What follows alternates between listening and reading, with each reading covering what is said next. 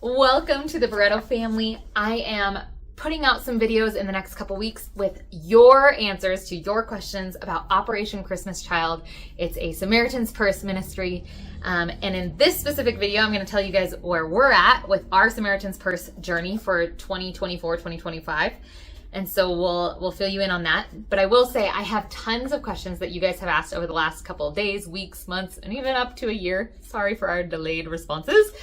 But I'm going to answer as many as I can, as quickly as I can. This might turn into a couple videos, so make sure you're subscribed so you don't miss those videos. And the other thing is, I always like to preface this with, I'm going to answer your questions to the best of my knowledge. But my knowledge is based on our experiences in the jungle of Ecuador and in the capital city of Bogota, Colombia. So I cannot answer to speak for everyone, but I'm going to give you my thoughts and opinions. Take them with a grain of salt, take them, leave them, whatever helps you to help pack the boxes the best that you can. That's our goal. I am not an expert. I don't have all the answers, but I love to share my thoughts and opinions. So please take them as that. They're thoughts and opinions. There's no one right way to pack a box. If God put something in your heart, that's the best answer. Let's get into the questions. I'll try to answer them as clearly and concisely as possible. Allison Waynegarden, I'm sorry if I pronounced these wrong, had two questions. The first is, many people send reusable menstrual pads for older girls. What are your thoughts on this? I would say do what you feel in your heart. If that box happens to come to a capital city like Bogota, they're not going to be as useful because here we have access to decently priced disposable products. However, if those boxes end up in a more jungle or rural area, that could be an incredible item for that girl. And the thing is, you just never know where your boxes are going to be sent. So ask God, think about it, pray about it, and decide per box what you feel like you should send. I don't think that's wrong to send them. I would say always make sure that you kind of conceal them just so that it's not like sitting right there on top, just because it's a slightly awkward item to receive. However, also know that some girls, that's going to be an incredible item for them. So it's one of those, I'd say 50-50 items. 50% of the people that receive the boxes are going to be really appreciative and maybe even share them within their family and within the girls. And 50% are going to be like, I mean, it's useful, but I didn't necessarily need it. So I hope that kind of answers that question. There's not yes or no. It just really depends on where the boxes go, and you just don't know that. So pray about it and see where God leads you per box is my best suggestion. Number 2, would an umbrella be a useful item to pack or not really? 100% yes. I don't even have to debate. I would say the answer is yes. Even if you get your box sent to a hot climate, they're going to use it as a sun protector. Sometimes I've seen kids using them as they stand at bus stops. I've seen them used for rain and for sun. And so it's one of those items that, I apologize if you guys hear planes and things. I'm trying to get these videos out, but I've got background noise. But I would say yes, umbrellas are great items. Send the more compact ones. You don't need to send huge ones, but the more compact, the better, so that it doesn't take up a ton of floor space, box space. But yes, I think they are very useful items. I would say when I lived in the jungle of Ecuador, I used an umbrella almost daily, but it was to protect me from the sun, not necessarily the rain. And there, they actually call them, what do they call them? In Spanish, it like translated to like for sun instead of for rain. Yeah, long story short. But yes, they're useful. I would definitely say it's a great item to pack. Ursula actually gave a suggestion, and so I'm just going to read her suggestion. I love to share suggestions that I find as well because your opinions matter and they could help other box packers. So she said Casio solo powered calculators are great quality brands, and Fiskars scissors seem to be the best. So just one opinion from Ursula. Take that as you may. Hopefully you can find some great items when you pack. Soccer Mom 222 said, I wish we could pack the whole world in these boxes. I pray to choose the right things all the time. Thank you for sharing. And I wanted to read that comment because I think that's the most important thing. Pray about what you send. There's no right way or wrong way to pack a box. And these kids, wherever they may be in the world, whatever comes in their box is going to be a blessing. So don't dwell on the like nitty gritty of should I pack it, should I not. Pray about it and just let God lead your heart as you pack. Joy Robb asked another question.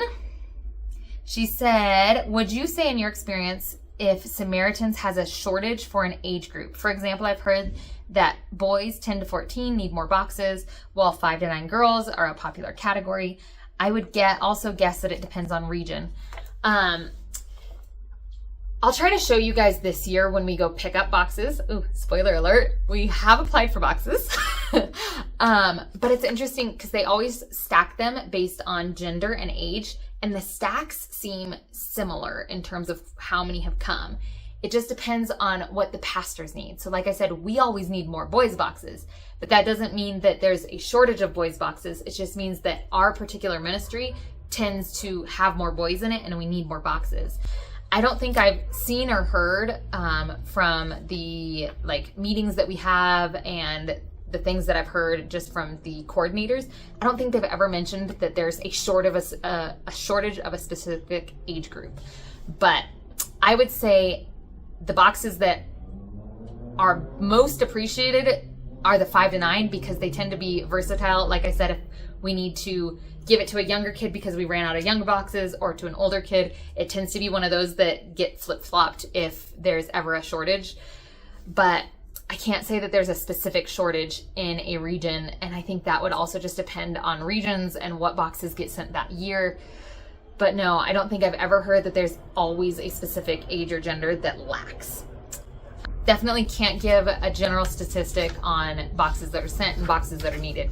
I can only speak from our experience. So don't know if that fully answered it, but hopefully I tried. Holly Walker asked, what about reusable eating utensil kits that come with knives? Typically those are accepted. Usually they're like a really hard, thick plastic. Often you see them in like the camping section. We've actually flown with a set of camping utensils that are plastic that has a fork, spoon, and knife.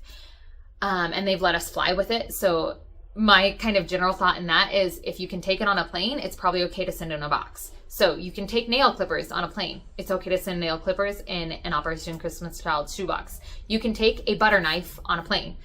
It's okay to send a butter knife in an Operation Christmas Child shoebox.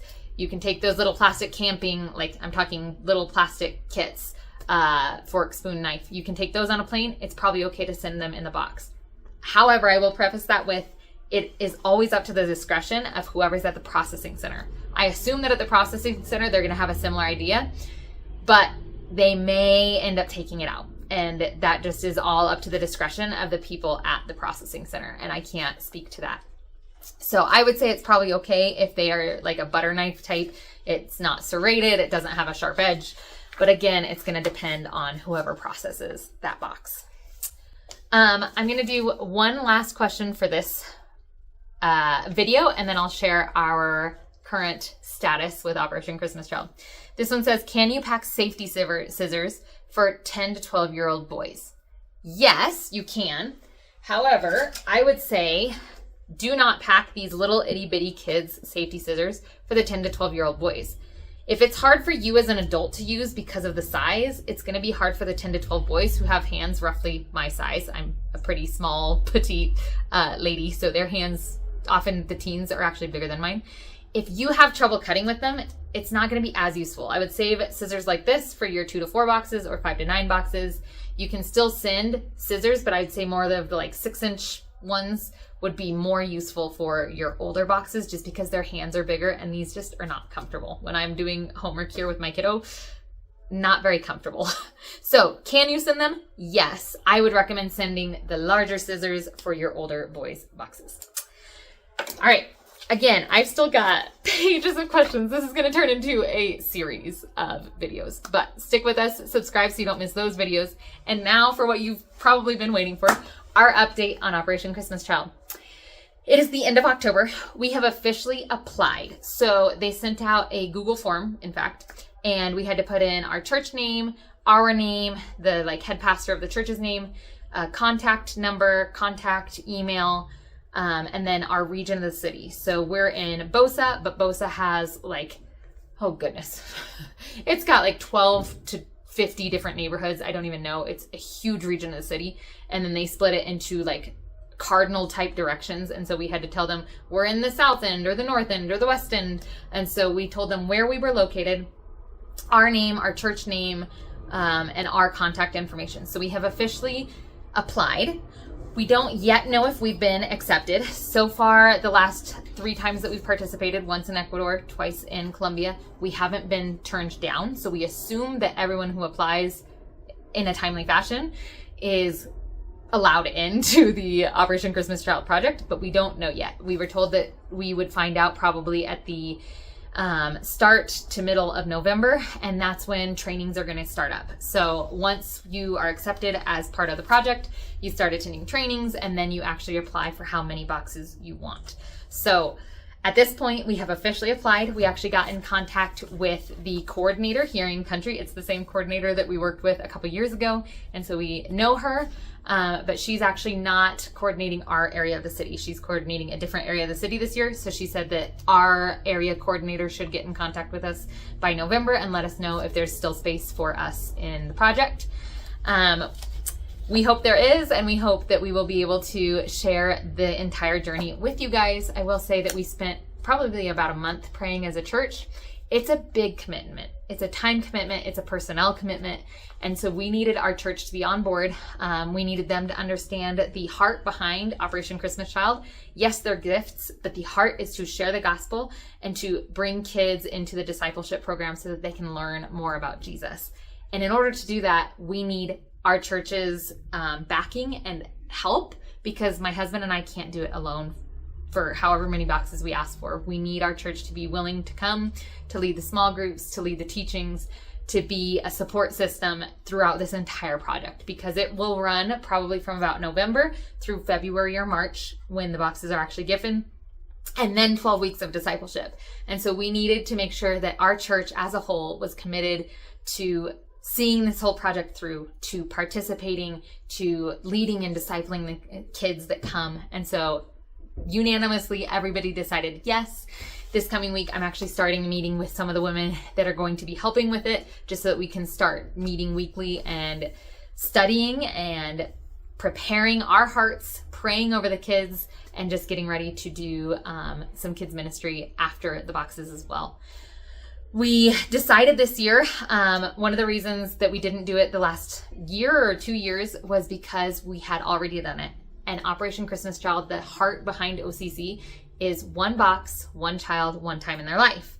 And so it doesn't make sense for us to do it every single year, because we would be giving boxes to the same number of kids. However, as the years have passed, multiple kids in our neighborhood have moved away and new kids have come. So we've got a huge new base of kids that we don't even know yet.